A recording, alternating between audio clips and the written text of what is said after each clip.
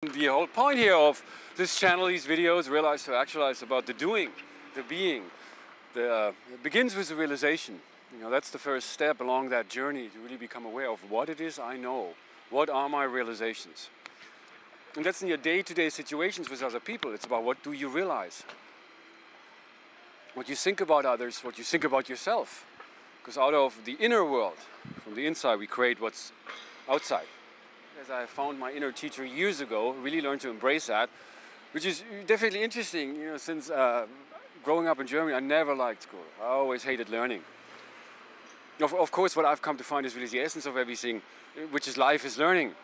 It's a different kind of learning. It's a different kind of teaching. You know, because ultimately nobody can really teach you that. No teacher can teach you that. It's part of the awareness of Realize to Actualize. Because out of our experiences we create, and we all do experience. And we all do create, because we all are co-creators. What does that require? You know, our responsibility as co-creators, as children of God. This is way beyond all the religious ideologies and the things that we have been told. Because ultimately these are the things that we already have, that knowledge from within ourselves. We just have forgotten. Because we got caught up in the system, in the struggle to survive, to compete with one another. We have been programmed. That's something that I'm not the first one to talk about that. What is unique to Realize to Actualize, because it addresses that, the missing link, which is you, which is the actualization, the doing it, the putting it, so to speak. Put it, either to put or you don't. Like, see the camera, this is the putting zone. So, let's see if nobody's here, you can do this.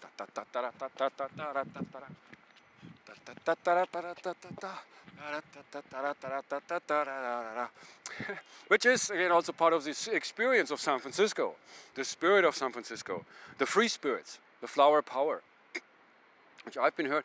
I am that to some degree, very much so. And, well, you know. Anyway, you know, that's the thing, you know, because you do know. What I'm saying is these things, it's something that I'm sharing here that yet you are probably aware of, but you cannot express that for yourself. That's basically how that is. Because again, this is the knowledge that we have within. You know, it's like one mind, one consciousness, one spirit. We are one. That's the thing. I am you. I'm basically just another you, and you're just another me. And we're just getting to know each other. Which is just actually we get to know ourselves, because that is really that knowledge, that true knowledge that lies at the foundation of true power.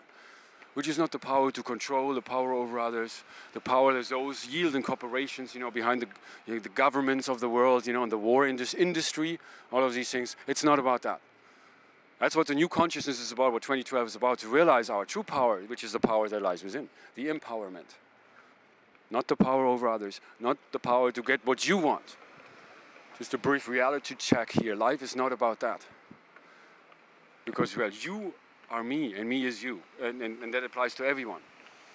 Even those 1%, or whatever you call them, even those people you don't like, even though it's including everybody. And that's what the new consciousness is about.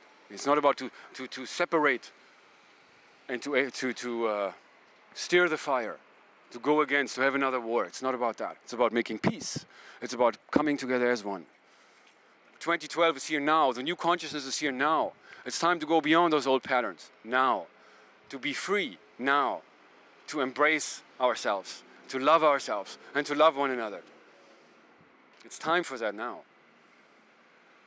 In all of these, the injustices throughout the world, around the globe, throughout the world, around the globe is basically the same thing. But throughout human history, ever since the beginning of time, it's coming to an end. This is coming to an end. It's giving rise to something new. And we do not know what that will be like. We cannot begin to imagine. Because we are stuck in the physical. In this experience. And the impact we human beings had on this planet. This living organism. Which we all are part of that. That living organism. Like the body of humanity. It's an organism. The universe is an organism. It's alive. And that's what it's about. It's about life. Because there's just so much, we grow up in fear, and there's fear everywhere. It's going against that. It doesn't really become about life, it becomes about survival. It becomes about fear of not having enough. Fear of not belonging. If you don't do what you're told, you won't belong to the group anymore. You won't be loved by your parents, or given perks by your teachers, or get an allowance or whatever. You don't have friends if you're not being likable by others, if you're not desirable by others.